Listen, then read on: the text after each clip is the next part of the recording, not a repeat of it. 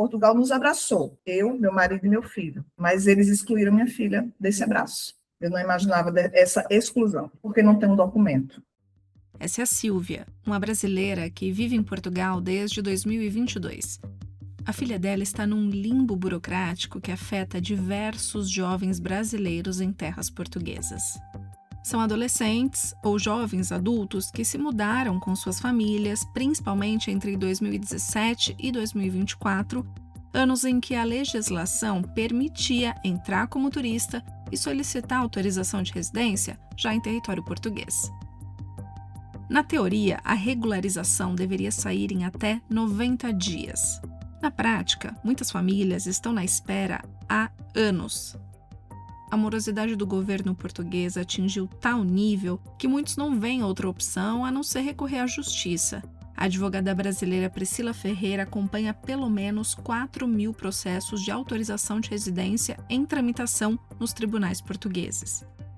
90% deles envolvendo cidadãos brasileiros. E eu estou falando de pessoas que já estão absolutamente integradas e que venderam tudo no Brasil com base numa permissão legislativa. A gente não está falando das pessoas que pularam a janela. É maligno o sistema fazer isso com pessoas que mudaram de vida, tentando dar melhores condições de vida ao próprio filho.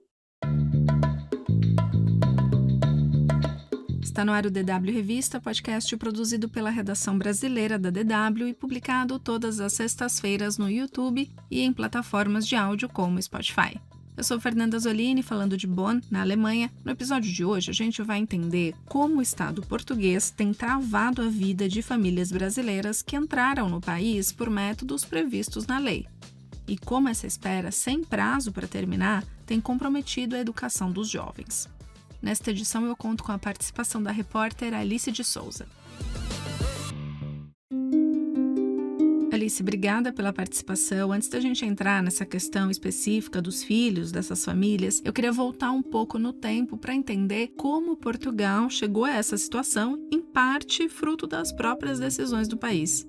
Portugal tinha um grande desafio que era dar conta, nos países de origem das pessoas que queriam morar em Portugal, de fazer os atendimentos. Tinha uma morosidade grande nos atendimentos consulares, é o que todo mundo conta, assim, que trabalha com direito migratório. E naquela época tinha uma política também de atração de imigrantes para Portugal, né, de mão de obra, porque muitos jovens saem de Portugal todo ano em busca de trabalho em outros lugares da Europa. E aí Portugal criou esse dispositivo que se chama manifestação de interesse, que permitia, a partir de 2017, você ir para Portugal, se você tivesse, por exemplo, uma proposta de emprego lá, ou tivesse uma promessa de emprego, ou se você tivesse ainda a possibilidade de atuar como autônomo em Portugal. Então você podia entrar como turista e uma vez estando lá, uma vez estando habilitado do ponto de vista de trabalho, você dá entrada nessa manifestação de interesse. E era essa manifestação de interesse que lhe dava o direito de obter o cartão de autorização de residência. Esse processo, ele deveria demorar, a partir do momento que você fazia essa manifestação de interesse, 90 dias. E aí isso ficou vigente até julho de 2024. E nesse intervalo de tempo, não houve nenhum tipo de mudança do ponto de vista estrutural do sistema para dar conta desses atendimentos. Para completar essa timeline, houve um aumento, né, das políticas antimigratórias, do discurso antimigração na Europa. Houve um aumento de apoio ao partido Chega, né, que é um partido que propaga discursos anti-imigração. Em 2024, uma política já alinhada, né, com essa intenção de conter a imigração, eles restringem a possibilidade do pedido de manifestação de interesse. No ano passado, em outubro, com uma mudança na lei, eles extinguiram totalmente essa possibilidade de fazer manifestação de interesse. Só que quem já tinha o pedido de manifestação de interesse podia continuar com o processo pendente para ter um retorno. O tempo médio de espera tem sido de 3 a 4 anos. Essa é a advogada brasileira Priscila Ferreira, diretora jurídica do Nazaré Ferreira e Fontana Advogados e CEO da assessoria jurídica na Real Europa. A gente tem 2 problemas aqui. Um é que a pessoa não consegue agendar. E depois que agenda, o documento não chega. Primeiro era pelo telefone. Depois o telefone deixa de funcionar. Tem que mandar o e-mail. Aí se manda o e-mail e o e-mail não é respondido. Então agora a gente faz por uma plataforma. Aí a plataforma fica anos e anos à espera de uma análise. Bom, então a gente vai reformar tudo. Só que a reforma, ela não vem do sistema pura e simplesmente. Eles construíram novos sistemas em cima daquele software que já era desde a década de 90. Não houve uma substituição de tecnologia, houve uma sobreposição. E isso também gera muito entrave no uso da ferramenta. Não é pela quantidade de imigrantes. O problema é a gestão pública em si, que já era ineficiente apenas para tratar demandas dos portugueses. Para se ter uma ideia, até dezembro de 2025 havia cerca de 1 milhão de processos de pedidos de residência pendentes. E isso em um país de menos de 11 milhões de habitantes. Esse é um dado divulgado pela AIMA, a Agência para a Integração, Migrações e Asilo, que é o órgão responsável por receber, analisar e tomar decisão sobre essas solicitações.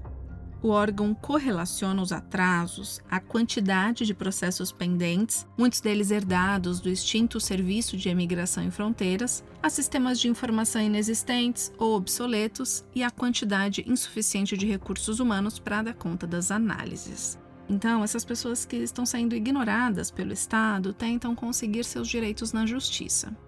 O juiz examina, intima o Estado a prestar esclarecimentos. Aí o Estado, em resposta, vai dizer, estamos muito ocupados. E o juiz vai dizer, não interessa, a lei tem que prevalecer. E fica um jogo de empurra. Por quê? Hoje, a gente tem esse órgão, que é a AIMA, responsável por fazer a análise dos pedidos de autorização de residência, e nesse órgão trabalham cerca de 700 pessoas. Entretanto, nós temos 6 juízes hoje para tratar de todas as demandas que são entregues ao tribunal em relação à AIMA. E esses juízes têm uma capacidade técnica certamente apurada, mas eles não têm ainda a capacidade de fazer o tempo congelar, ou seja, o dia tem 24 horas para todo mundo. E por causa disso, a AIMA muda um problema de lugar. Ao invés de serem os funcionários da AIMA que deveriam se adequar a um sistema modernizado, passa o problema para o judiciário. Segundo o Conselho Superior dos Tribunais Administrativos e Fiscais, a estimativa é que haja cerca de 124 mil processos da AIMA em análise no judiciário português. A gente tem falado até agora muitos números que é para mostrar que não são casos isolados e tentar dar a dimensão do problema. É muito mais do que um colapso burocrático. Cada um desses processos pendentes significa uma vida, uma família, que está há anos à espera de um simples agendamento ou de um cartão que oficialize a residência. Agora, Alice, eu queria que você explicasse por que essa lentidão do governo português tem comprometido o futuro dos filhos dessas famílias. Muitas famílias foram para Portugal dentro desse período de 2017 a 2024, sobretudo, quando valia essa questão da manifestação de interesse, com seus filhos. Eram crianças, adolescentes, e elas foram para a escola secundária. E para entrar na escola, elas não precisam da autorização de residência. Então, elas puderam continuar o estudo, elas continuaram o estudo, elas se integraram à educação portuguesa. Então, elas já estão lá há 4, 5... 6 anos, e agora elas, obviamente, querem continuar os estudos e entrar na universidade, e aí não conseguem por vários motivos. Tem centro de educação que pede diretamente a autorização de residência, então, sem autorização, você não consegue fazer a matrícula. E tem um caso também, Fernanda, que é as taxas de matrícula e o valor dos cursos de mensalidade, anuidade, eles são muito, muito, muito, assim, díspares de se você é um nacional ou residente, de se você é considerado um estrangeiro. Eu fui dar uma pesquisada nos sites das universidades públicas e privadas de Portugal. Tem matrícula que num ano, vou dar exemplo, custa 600 e pouco para quem tem uma autorização de residência ou para quem é português, né? Tem a nacionalidade portuguesa. E se você não tem isso, esse valor vai para 7 mil euros. Para quem é imigrante, sobretudo, que já fez esse movimento de reorganizar a vida, muitas famílias estão reorganizando ainda a vida, se recolocando no mercado de trabalho, etc., todo mundo fala, é inviável. Muitas dessas famílias, elas tem inclusive medo de falar. E isso foi uma coisa que eu senti, assim, quando eu estava nesse processo de apuração. Eu tive acesso a vários casos, mas muitas pessoas não queriam falar, não queriam, porque elas têm medo, óbvio, o processo está tramitando. Você vai criticar o órgão que é o órgão que pode lhe dar o retorno. Você pode perguntar, tá, então por que essas pessoas não voltam para o Brasil e vão estudar no Brasil, né?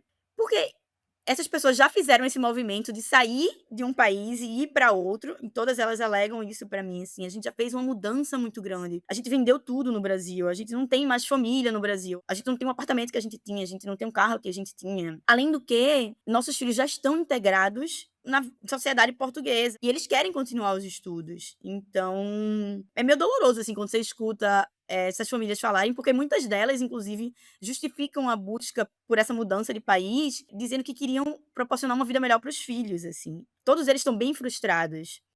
Resumindo, a vida dos pais, de certa forma, segue adiante porque eles conseguem trabalhar, mesmo sem ter o processo concluído, e funcionava para os filhos durante o período escolar porque puderam ser matriculados na escola apenas com passaporte. Só que está demorando tanto que esses jovens estão se tornando maiores de idade, mas obviamente continuam atrelados ao processo dos pais, que ainda estão na espera. E aí vem o medo de que a burocracia atrase muito a continuidade dos estudos. É exatamente um dos casos de uma das mães com quem você conversou, né, Alice? Exato. Tem muito caso, acompanhado por essa advogada com quem eu conversei, que tá assim, o caso dela, a filha foi adolescente, ela também já tinha 2 filhos adultos, maiores, que moravam em Portugal, então falavam um pouco dessa vida em Portugal e tal. E ela foi justamente, assim, nessa visão de aqui vai ser melhor para minha filha, os irmãos falavam, vai ser melhor para ela. E ela entrou na escola, e aí eles deram entrada no pedido deles, assim, mas nunca saiu. E aí estão aguardando, ela conseguiu a resposta da justiça, mas está aguardando o agendamento junto da AIMA. E a menina, né, ela fez agora, tem 1 semana, 2 semanas, 18 anos. Então, o medo deles é que essa menina passe a ser considerada adulta, e como adulta, ela tenha que estar trabalhando para pedir a autorização de residência, só que essa menina não pode trabalhar porque ela não tem autorização de residência. A advogada com quem eu conversei, a família está sendo acompanhada por ela diz que não vale, porque como eles deram entrada no processo enquanto a menina era adolescente, o que vale é isso. Mas, obviamente, a família tá nesse medo, assim, né? E também frustrada, porque é isso. Será que essa menina vai poder entrar na faculdade? Ela quer fazer enfermagem, ela tem todo um plano, ela tem um planejamento de vida, mas até agora não tem retorno. Eu comecei esse episódio com um trecho do depoimento da brasileira Silvia Basílio. A gente vai colocar aqui de novo. Portugal nos abraçou, eu, meu marido e meu filho, mas eles excluíram minha filha desse abraço. Eu não imaginava essa exclusão, porque não tem um documento. Bom, ela se mudou com o marido e os 2 filhos maiores de idade para Portugal em abril de 2022. O marido já tinha uma promessa de trabalho, ela e o filho também conseguiram se realocar no mercado. Por isso, os 3 puderam dar entrada na manifestação de interesse e depois de cerca de 1 ano conseguiram a autorização de residência. Mas a filha não tinha um processo de manifestação de interesse aberto porque, para isso, ela precisaria estar trabalhando. Só que ela não pode trabalhar devido a uma questão de saúde. A jovem, hoje com 25 anos, tem diagnóstico de déficit cognitivo, o que a impede de trabalhar. E ela não consegue ser matriculada num centro educacional para pessoas com deficiência porque ainda não tem autorização de residência. Autorização essa que depende do agendamento da AIMA. Vamos ouvir agora o depoimento dessa mãe para entender melhor. Ela tem perda de memória recente, ela não consegue andar sozinha, ela não pode ficar sozinha em casa porque ela esquece das coisas em casa, ela não consegue fazer alguma coisa na rua porque ela precisa de acompanhamento, e ela foi diagnosticada entre 3 e 4 anos de idade. No Brasil, ela fazia o acompanhamento. Então, quando eu vim para cá, eu acreditava que eu iria dar continuidade a esse acompanhamento. Eu trouxe o laudo médico do Brasil, constando que ela é considerada incapaz até para os direitos civis dela, né, porque ela não pode responder por ela, justamente devido à perda da memória recente. Meses que eu estava aqui, acho que 2, 3 meses que eu estava aqui, eu já fui procurar uma ajuda, né, a consulta médica, porque eu sabia que eu precisaria continuar com o acompanhamento dela, como eu fazia no Brasil. No Brasil ela tinha psicóloga, ela tinha o neurologista que acompanhava, tinha um endocrinologista, porque, além de tudo, ela tem histórico de distúrbio alimentar. Primeira vez que eu fui no posto de saúde, eu já bati de frente com um não.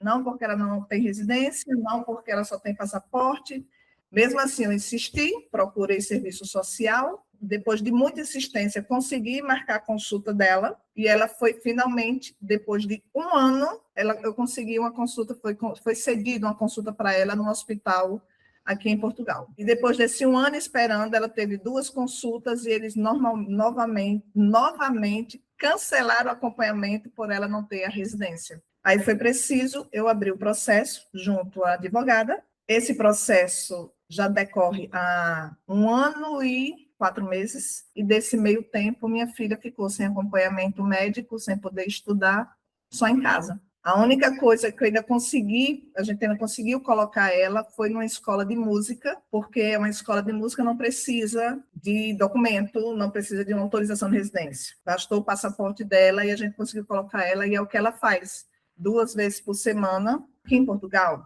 eles têm uma instituição que é um centro educacional para pessoas com deficiência, que eles preparam as pessoas com deficiência para entrar no mercado de trabalho, ou para tentar se adaptar melhor à vida, né? Eu levei ela lá há 2 anos, ela passou, fez umas entrevistas e ela foi aprovada. Ficamos super felizes, né? Porque ela ia estudar, ela iria fazer um curso profissionalizante para tentar introduzir ela no mercado de trabalho mesmo com a deficiência dela. Mas, infelizmente, não foi a nossa negativa. Falta da residência, eles inclusive me deram um documento para eu tentar anexar o processo, para tentar agilizar esse processo. E, infelizmente, ela não conseguiu ser matriculada. Eles nos ligam a cada 6 meses, sempre cobrando. Como é que está a Lívia Vitória? E aí, o documento de Lívia Vitória já foi? Porque, assim, eles viram a importância dela de estudar, de ter um curso profissionalizante. Essa falta desse documento deixa ela numa situação bem triste.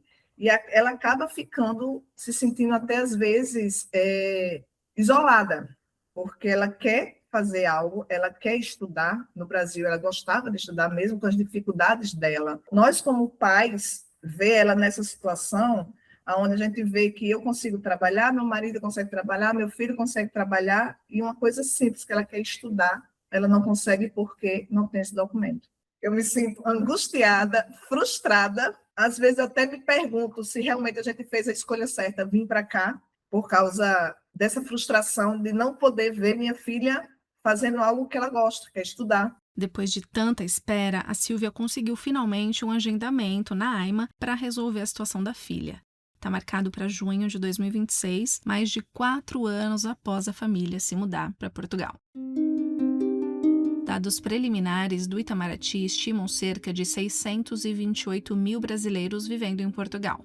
Em nota à DW, o Itamaraty afirmou que tem conhecimento de casos de brasileiros enfrentando dificuldades de regularização migratória em Portugal e presta a assistência possível, como apoio na emissão de documentos que podem contribuir para a regularização migratória e a oferta de orientações jurídicas gerais por meio de advogados que prestam serviços às repartições consulares. Ainda de acordo com o Itamaraty, o tema tem sido tratado como prioridade em reuniões de alto nível, incluindo encontros com a presença do presidente Luiz Inácio Lula da Silva e do primeiro-ministro português Luiz Montenegro.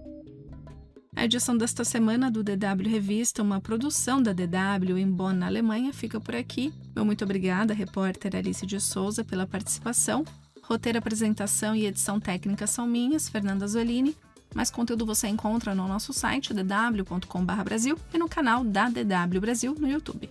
Revisão final de Leila Endruweit. O DW Revista volta na sexta-feira que vem. Obrigada por acompanhar a gente e um bom final de semana.